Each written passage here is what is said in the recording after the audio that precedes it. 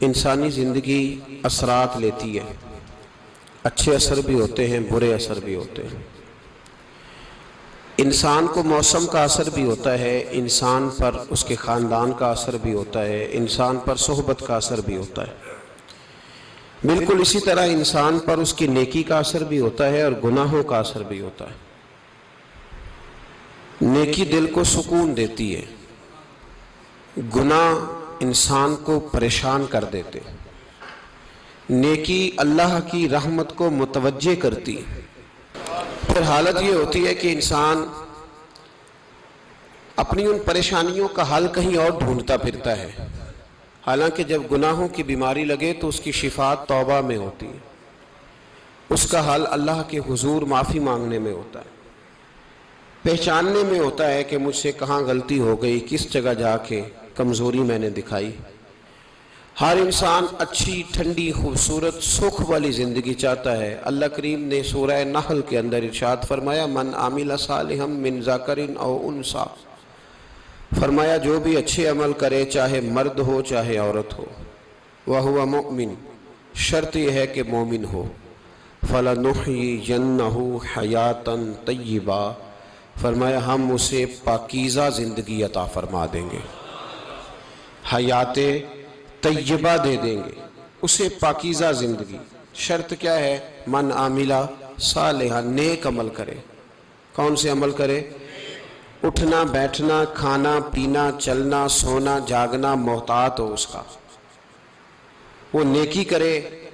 قرآن پاک کے لفظوں کے حسن پر غور فرمائیے گا، فرمایا فَلَنُحْيِيَنَّهُ حَيَاةً طَيِّبَةً، ہم ضرور اسے پاکیزہ زندگی عطا فرما دیں، صاف ستھری زندگی، معیاری زندگی، خوبصورت شب و روز، آئیڈیل زندگی جس کو لوگ کہیں گے، وہ والی زندگی اسے دیں گے۔ اور دوسرے مقام پر سورہ طٰہٰ کی آیت نمبر 124 میں فرمایا وَمَنْ أَعْرَضَ عَنْ ذِكْرِي، جو ہمارے ذکر سے منہ پھیرے گا، جو ہمارا کھا کے چہرہ کسی اور طرف کرے گا، جو چلے گا ہماری زمین پر لیکن توجہ کسی اور طرف ہوگی، آسمان کی چھت ہماری بنائی ہوئی لیکن اس کے خیالات کہیں اور ہوں گے، فَإِنَّ لَهُ مَعِيشَةً ضَنْكًا، فرمایا ہم اسے تنگ زندگانی عطا کر دیں گے، اس کی زندگی تنگ ہو جائے گی، اس کی معیشت تنگ ہو جائے گی۔ گناہ زندگی کو تنگ کر دیتے ہیں، نیکی زندگی میں آسانی پیدا کرتی ہے۔ آپ کو اگر زندگی میں سکون چاہیے ہو تو آپ کسی غریب کی خدمت کر کے دیکھیں، اللہ کتنا سکون عطا کرتا ہے۔ آپ بڑے پاورفل بھی ہیں، بڑے طاقتور بھی ہیں اور بڑے باوقار بھی ہیں، لیکن کسی کو گالی دے کے آپ کا دل کبھی ٹھنڈا نہیں ہوگا، تکلیف ہوگی، اس کے اندر آزمائش ہوگی۔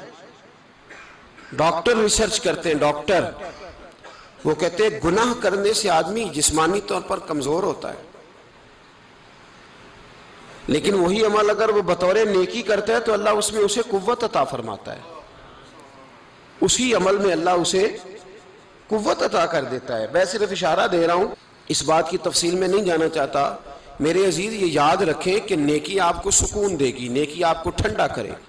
اللہ تبارک و تعالیٰ نے قوموں پہ عذاب نازل کیا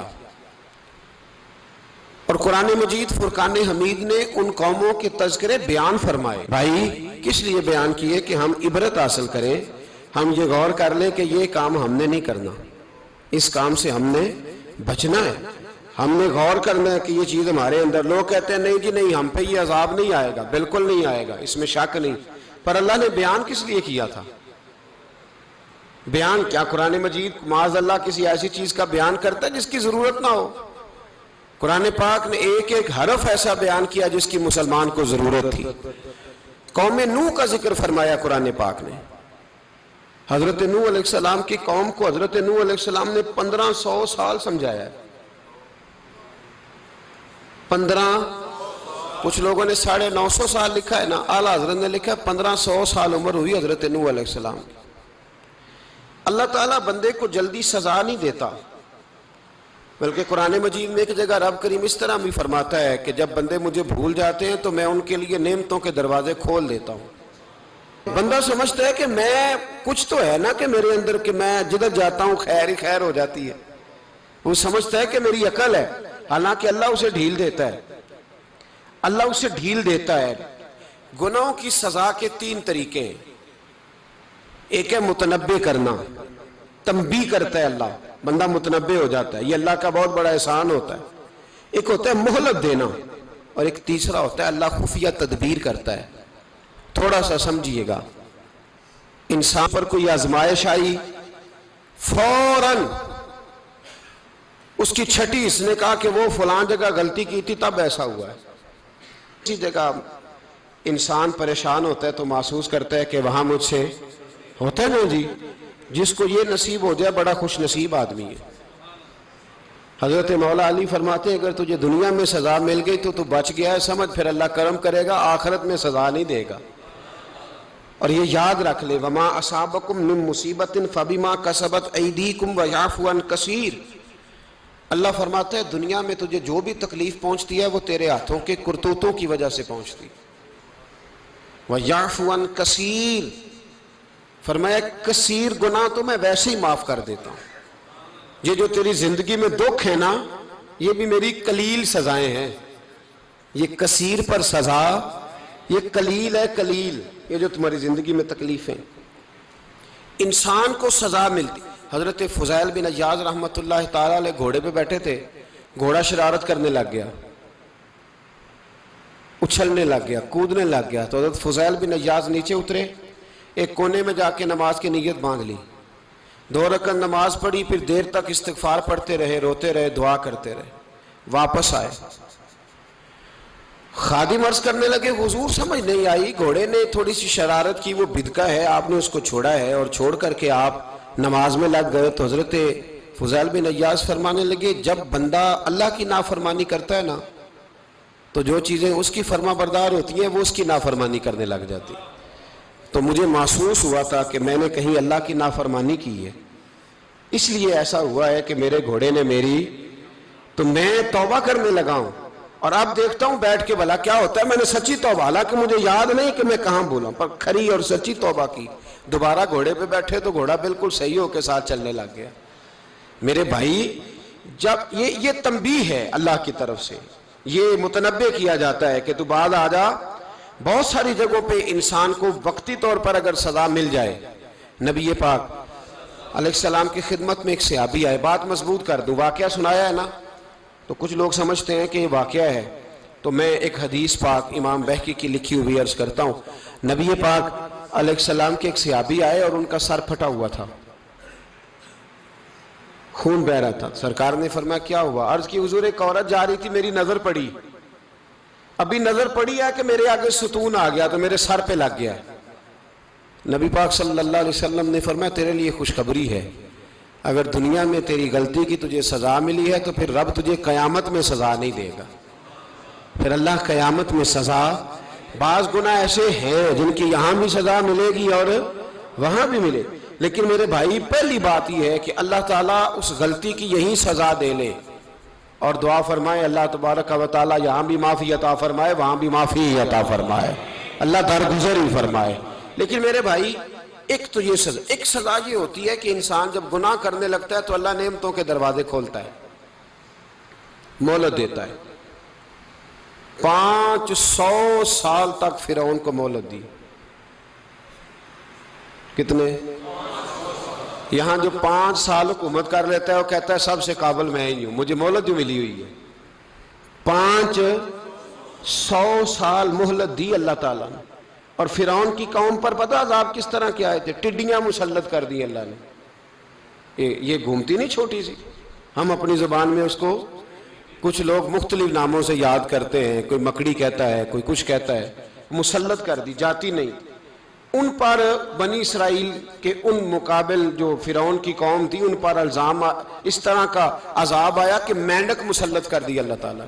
برتن کھولتے تھے اندر مینڈک نکلتا تھا، دنیا کی ہر دوائی استعمال کرتے تھے لیکن مینڈک نکل آتا تھا۔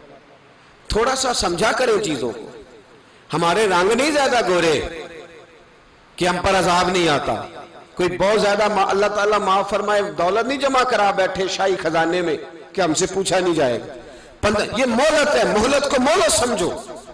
پھر جب پکڑ آتی ہے نا اللہ کریم کی، میں نے دیکھا ہے کروڑوں روپیہ، 6 اولادیں. ایک شخص کے بچے باہر سے آ رہے تھے، وہ بندہ بیمار تھا. مجھے کہنے لگا حضرت جی دعا کریں میں ان کے آنے سے پہلے پہلے مر جاؤں ورنہ آ کے مجھے مار دیں گے. دعا کریں. اتنی بے سکونی، کروڑوں روپیہ پڑا ہے تو یہ عذاب نہیں؟ کوئی ضروری ہے کہ پتھر ہی برسیں گے تو سمجھ آئے گی؟ یہ جو سگا بیٹا بوڑھے باپ کے قریب سے گزر جاتا ہے، سلام نہیں لیتا تو اس کو عذاب نہیں سمجھتے؟ یہ جو امت کی بیٹیاں، امت کی بچیاں، ہماری بچیاں ایک سال کے اندر 75,000 ہزار بچی ایک ڈویژن سے بھاگ کے شادی کر رہی ہے، اور ایک صوبے سے. تو اس کو آپ اللہ کا عذاب نہیں سمجھتے؟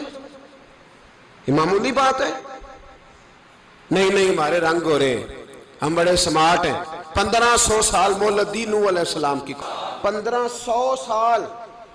کوئی آدمی اپنی سمارٹنس پہ خوش نہ ہو جائے کہ 20 سال ہو گئے میں تو نافرمانی بھی کر رہا ہوں، روٹی بھی پک رہی ہے، میں تو حرام بھی کھا رہا ہوں، پھر بھی سب ٹھیک ہے. 1500 سال مہلت دی.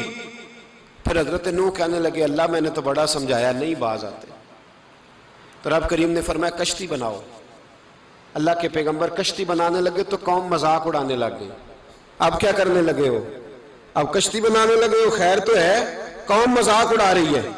حضرت نوح علیہ السلام کا آپ نے کشتی بنائی، پانی کہاں سے نکلا؟ نہ بارشیں ہوئی نہ سیلاب آئے. ایک تندور تھا، اس کے اندر سے پانی نکلنا شروع ہو گیا. کبھی تندور سے بھی پانی نکلا ہے، پر جب نکالنے والا چاہتا ہے تو وہاں سے بھی ایک تندور سے پانی نکلا. اتنا نکلا، اتنا نکلا، اتنا نکلا کہ قوم ساری ڈوب گئی. قرآن مجید کے صفحات شہادت دیں گے کہ حضرت نوح کی قوم کا بچہ بہ گیا. بچے صرف وہ تھے جو حضرت نوح کے ساتھ ہو گئے، تباہ ہو گئی. اللہ بے نیاز ہے، بے نیاز.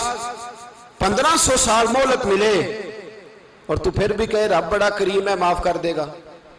1500 سال تجھے گنجائش دے اور تو کہے کوئی نہیں، بات معافی ملنی چاہیے ابھی بھی. میرے بھائی، حضرت صالح علیہ السلام کی قوم، حضرت صالح نے تبلیغ شروع کی تو کہنے لگے پہلے معجزہ دکھاؤ.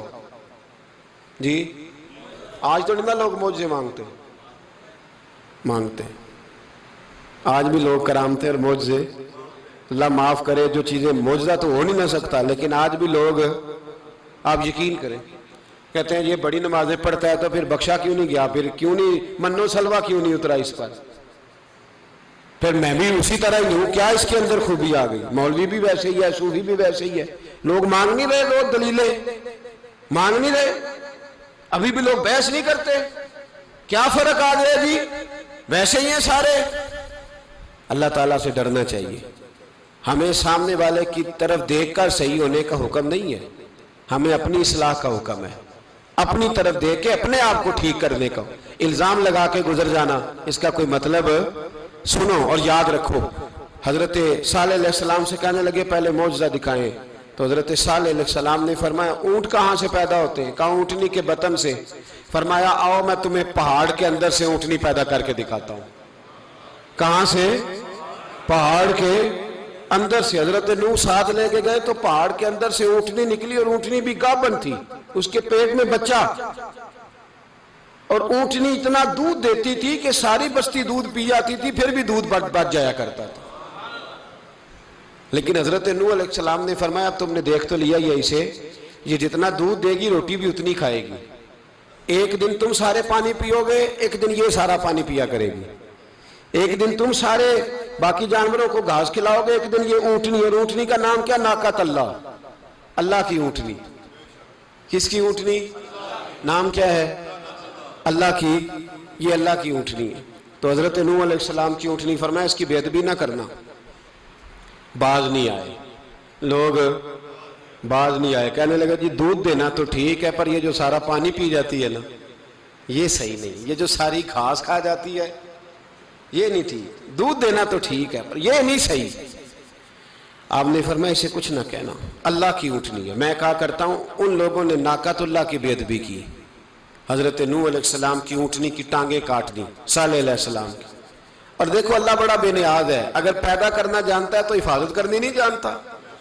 لیکن رب کریم نے فرمایا نہ کرنا. انہوں نے ان کے پیر کاٹ دیے، کانوں پہ چھریاں لگائیں. اونٹنی جب مر گئی، اونٹنی اللہ تبارک و تعالیٰ کی وہ اونٹنی جب مر گئی تو حضرت صالح علیہ السلام کی قوم پر رب کریم نے زلزلہ بھیجا. اذا زلزلت الارض زلزالہا، جب زلزلے آئیں گے اور جب ان کا زلزلہ آنا زلزلہ آتا ہے نا، کیا کرتی ہے قوم؟ لا الہ الا اللہ، لا الہ الا اللہ.